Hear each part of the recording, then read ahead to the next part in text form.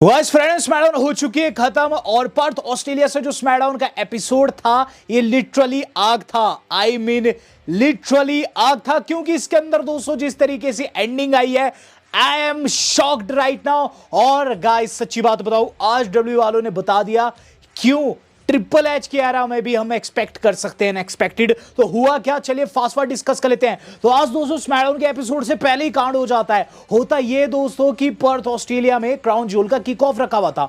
वहां दोस्तों Paul Heyman जो थे वो बहुत ज्यादा एक्साइटेड थे इस बात को लेकर कि सेथ रॉलिंस जो है वो दोस्तों रैंप के ऊपर आकर कुछ कहेंगे, स्टेज के ऊपर दोस्तों दो शब्द कहते। इससे पहले दोस्तों सेथ रॉलिंस चुप्पी साध लेते हैं। वहां उन्हें एक बेहतरीन इंट्रोडक्शन तो दी पॉल हेमन ने, लेकिन सेथ रॉलिंस के दिमाग में अभी भी वही 3-0 वाली बात चल रही थी। और ऐसे में दोस्तों उन्होंने स्टेज को ही लीव कर दिया। वहां ब्रॉन ब्रेकर एंड रीड का चेहरा देखने वाला था। तो आज दोस्तों स्मैकडाउन से पहले बहुत बड़ा कांड हो गया था और शुरुआत दोस्तों कुछ वैसी देखने को मिलती है जहां फिर से कोडी रोड्स ने वही 3-0 वाली बात की। तो हुआ क्या कि पर्थ ऑस्ट्रेलिया में सबसे पहले जब शो स्टार्ट हुआ ना, एरिना को देखकर मजा आ गया। दरअसल दोस्तों एक क्राउन ज्वेल वाला स्टेज है जो कि आज स्मैकडाउन में हम लोगों को देखने को मिल गया, क्योंकि दोस्तों अभी से ठीक 24 घंटे बाद क्राउन ज्वेल भी होना है 5:30 बजे कल। तो ऐसे में दोस्तों स्टेज में ज्यादा बदलाव नहीं किए गए हैं और आज दोस्तों जो स्मैकडाउन का स्टेज है वही दोस्तों आपको कल भी देखने को मिलेगा। तो सबसे पहली एंट्री किसकी रही? कोडी की, जिन्होंने सेथ के आकर दोस्तों वहां पुंगी बजाई। वहां बातों ही बातों में दोस्तों ने सेथ रॉलिंस के ऊपर फिर से शॉट ले लिया। वो आते हैं और सबसे पहले ये चीज कहते हैं कि पर्थ what you want to talk about, we can talk about Rollins, जिस पर दोस्तों काफी तगड़ी बू आती है, जिस पर दोस्तों कोडी थोड़े से शॉक हो जाते हैं और कहते हैं कि सेथ रॉलिंस के अकॉर्डिंग वो डब्ल्यूडब्ल्यूई का फ्यूचर है और मैं इसे मजाक में लिया हूं। लेकिन शायद से हेमन की बातों को सुनकर लगता है कि ये मजाक नहीं है। हेमन ने जो कुछ बताया है कि क्या होगा विजन का हाल अगर सेथ हार जाता है और किस तरीके से सेथ बातों को रखता है। वो कहता है कि रोमन रेंस का उसने तख्ता पलट किया जो बहुत ज़रूरी था, लेकिन अंततः वो भी रोमन रेंस के जैसा ही बन गया। आगे वो कहते हैं कि रोमन रेंस की मैं शायद से टूटी एड़ी हूँ पाँव की और यही चीज़ उसे खल रही है कि अभी तक वो मुझे हरा नहीं पाया। यहाँ दोस्तों कोडी आगे कहते हैं कि सेथ रॉलिंस डब्ल्यूडब्ल्यूई के प्यार में है, वो डब्ल्यूडब्ल्यूई के इस प्यार को एक ट्रैप के जैसा बना चुका है अपने लिए और इसीलिए वो अपनी सोच में इस वक्त अंधा हो चुका है। आगे वो कहते हैं कि अब जब बात आती है रियल डाउनफॉल की, तो रियल डाउनफॉल जो है सेथ का तब शुरू होता है जब वो मेरी बातों से परेशान होना शुरू हो जाता है कि उसे क्वार्टरबैक 1, जो कि मैं खुद को कहता हूं, वो पसंद नहीं है। लेकिन किसी ना किसी को तो क्वार्टरबैक होना ही होगा। डब्ल्यूडब्ल्यूई के अंदर बहुत बड़े बड़े क्वार्टरबैक्स रहे हैं, जैसे कि Randy Orton, Roman Reigns, Rhea Ripley, Jey Uso, CM Punk, list काफ़ी लंबी है। और सेथ के बारे में कहूँ तो वो भी क्वार्टरबैक हो सकता है, लेकिन सेथ शायद से तुम वाकई में इस शब्दावली को, इस मॉनिकर को पसंद नहीं करते हो। आगे वो कहते हैं कि इन सारी चीज़ों से कोई भी फ़र्क नहीं पड़ता है। बात इतनी सी है कि सेथ डब्ल्यूडब्ल्यूई के अंदर हमेशा से वो जो स्पॉट रहता है वो खाली रहता है और मुझे नहीं लगता है कि तू उससे भर पाने के काबिल है, यानी कि वो कभी भी फेस ऑफ डब्ल्यूडब्ल्यूई नहीं हो सकते, ऐसा कोडी ने कहा। आगे कोडी क्या कहते हैं कि आप लोग कुछ कह रहे हो, कुछ फुसफुसा रहे हो, मुझे समझ नहीं आ रहा है।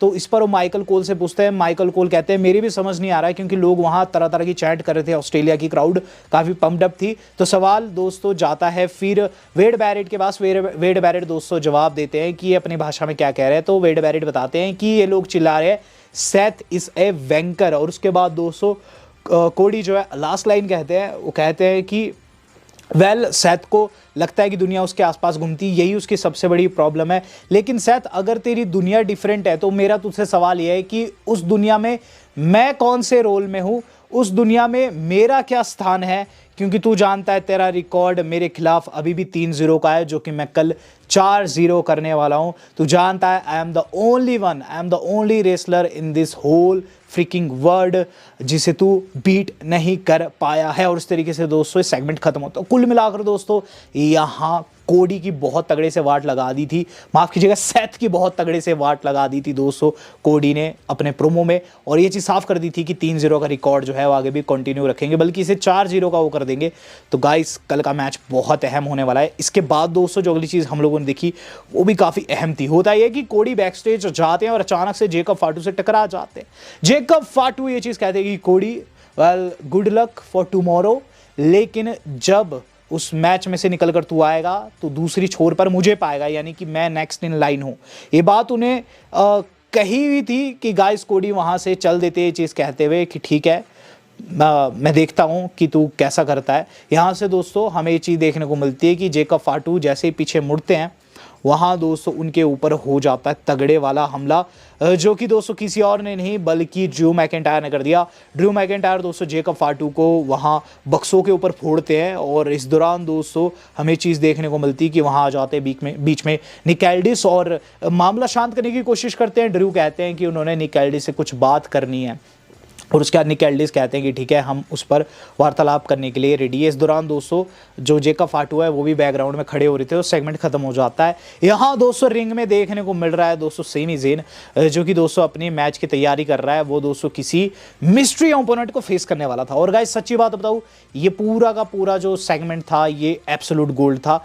उनका दोस्तों ओपोनेंट कौन निकलता है? Shinsuke Nakamura. शिंसुके नाकामुरा दोस्तों वहाँ उनके ओपोनेंट निकलते हैं और गाइस मैच हो जाता है बिगन। यूनाइटेड स्टेट चैंपियनशिप दांव पर थी और मैच के अंदर दोस्तों फुल सपोर्ट था शिंसुके नाकामुरा को।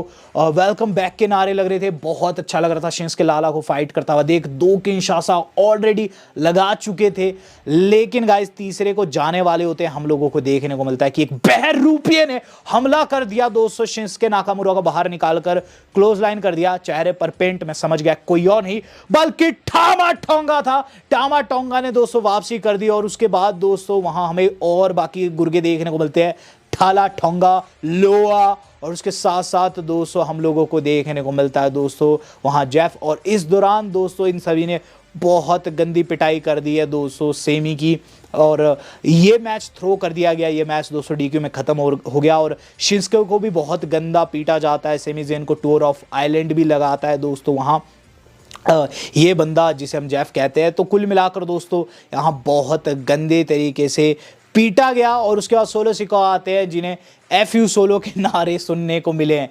तो सोलो सिकोआ ने दोस्तों अपनी टीम को रिबिल्ड कर दिया है एंड दोस्तों जो चेहरे पर पेंट है मेरे हिसाब से दोस्तों ये जो डेस्टिनी ऑफ गोरिल्लास टीम थी NJPW में टामा टोंगा और लोआ की, इसे बेहतर दिखाने के लिए दोस्तों ये चेहरे पर पेंट करके आए हैं।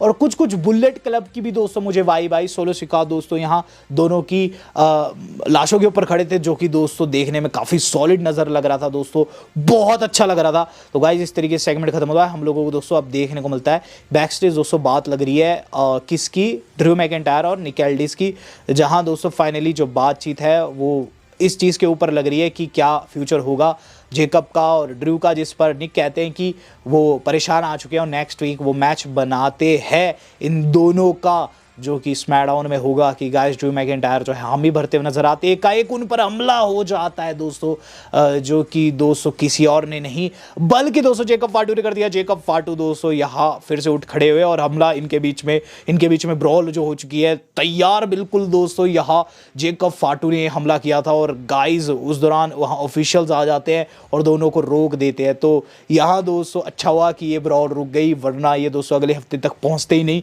हम लोगों को दोस्तों अब रिंग में पहुंचते हुए नजर आ रही है स्टेफनी वैककोर एंड उनकी पार्टनर टिफनी स्ट्राइडन। ये दोस्तों एक टैग टीम मैच था जो कि दोस्तों होना था कियाना जेम्स और जूलिया के खिलाफ में। और मैच की बात करूँ, मैच मुझे बहुत अच्छा लगा। शुरुआत में भी दोस्तों जो हमारी अपनी स्टेफनी वैककोर है उनके तगड़े मूव साइड देखने को मिलते हैं और एंड में दोस्तों एक मून सॉल देखने को मिले टिफनी की तरफ से, टैग लेकर मून सॉल लगाई और मैच में दोनों जीत तो गई, लेकिन मैच के बाद दोनों का तगड़ा फेस ऑफ हुआ है उस चैंपियनशिप के सामने जो कि दोस्तों कल डिफेंड होनी है इन दोनों के बीच में।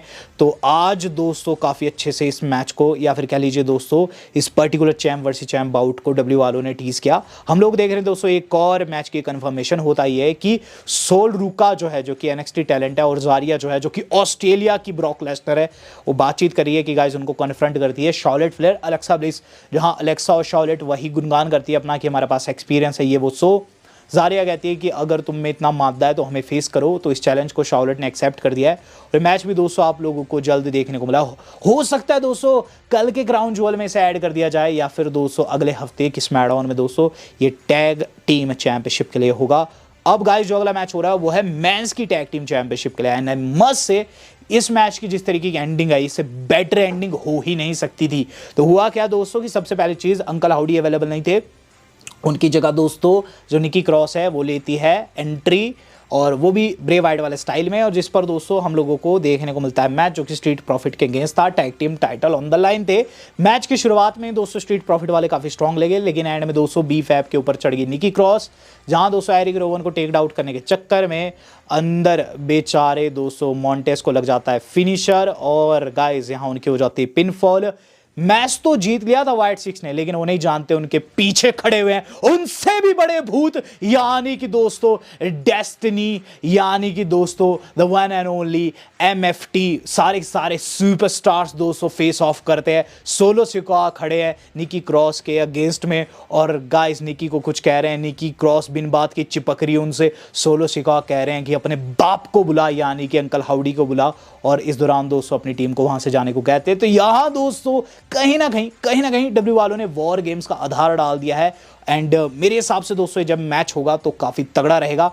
बात कर ली जाए दोस्तों सामान्य main event of the evening की, द मिस दोस्तों कार्मेलो हेज के ऊपर शॉट ले रहे हैं। ये चीज कह रहे हैं कि कार्मेलो हेज को उन्होंने बनाया था। वो कहते हैं कि एक हीरे की पहचान जोरी को होती है, मेरे साथ जो भी रहा वो लाइमलाइट में आ गया, लेकिन शायद से इस बारी कार्मेलो जो है मिस कर गया, और इस तरीके से दोस्तों उन्होंने कार्मेलो हेज की बेइज्जती की। और फिर हम लोगों को देखने को मिलता है दोस्तों main event of the evening, Gemini priest versus Alastair black. एक दोस्तों आप कह सकते हैं स्ट्रीट फाइट टाइप मैच था, लेकिन दोस्तों स्टिपुलेशन ये थी कि यहाँ लास्ट मैन स्टैंडिंग है और दोनों एक दूसरे को फोड़ रहे हैं। शुरुआत में स्टील स्टैप का यूज़ कर दिया डेमियन प्रीस्ट ने, देन मिटियोरा भी लगा दोस्तों डेमियन प्रीस्ट को, अलस्टर ब्लैक ने लगाया, एंड दोस्तों इतना ज़्यादा ड्रामेटिक था कि आप पूछे ही ना। 2 बारी उन्होंने जो रेजर का फिनिशर रहता है, जो रेजर रमोन मारते थे दोस्तों पाव बम, वो लगाया दोस्तों अनाउंसर टेबल के ऊपर अलस्टर ब्लैक को, लेकिन टेबल टूटता ही नहीं है। फिर क्या करते हैं डेमियन प्रीस्ट के ले जाते हैं अलस्टर ब्लैक को अजंता में, जहां दोस्तों ये चीज़ देखने को मिलती है कि जो अलस्टर ब्लैक के हाथ पैर जोड़ रहे हैं वहां दोस्तों एक बक्से के ऊपर, और उन्हें चॉक स्लैम मारने जा रहे हैं हमारे डेमियन प्रीस्ट। बीच में आ जाती है जेलिना वेगा जो कि पत्नी है अलस्टर ब्लैक की, और अलस्टर ब्लैक को कुछ पकड़ाती है, और उसके बाद अलस्टर उन्हें साइड हटने को कहते हैं, और जैसे वो साइड हटती है अलस्टर ब्लैक ने देरी नहीं लगाई और गाइस फायर बॉल कर दिया आंखों में डेमियन प्रीस्ट के, और उसके बाद लगा दिया black mask out of nowhere, और डेमियन गिरते हैं नीचे टेबल के ऊपर, टेबल जाता है फूट, डेमियन जाते हैं टूट, और गाइस काउंट हो जाता है 10 तक। यहां दोस्तों अलस्टर ब्लैक जो है मैच को जीत गए। तो यहां पूरा का पूरा मुंह जला दिया गया, आग ही आग डेमियन प्रीस्ट का दोस्तों केन बना दिया गया। मैं तो यही कहूंगा दोस्तों डेमियन प्रीस्ट के कैरेक्टर में बदलाव भी आ सकता है जिस तरीके से दोस्तों उनके ऊपर हमला किया गया है, लेकिन हाँ बहुत गलत हुआ है। और गाइस ये नया पेयर हम लोगों को अब WWE में देखने को मिल रहा है जो कि है दोस्तों अलस्टर ब्लैक एंड जेलिना वेगा का। तो ये फायर बॉल अटैक से दोस्तों डेमियन हारे। अब देखते आगे क्या कुछ रहता है इनकी स्टोरी में। वीडियो कैसी लगी do let me know in the comment box. Video मेरी आज कितनी थी वेल दोस्तों आज तक इतना ही, धन्यवाद, शब्बा खैर।